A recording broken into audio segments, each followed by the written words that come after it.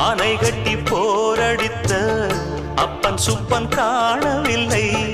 அன்று முதல் இன்று வரை அக்கரமும் வாழவில்லை.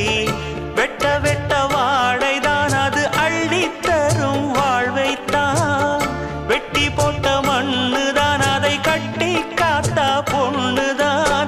நாம் வாழும் வாழ்வே அது சில காலம்தான். உறவோடு வாழ்ந்தா அது பூக்கோலம்தான்.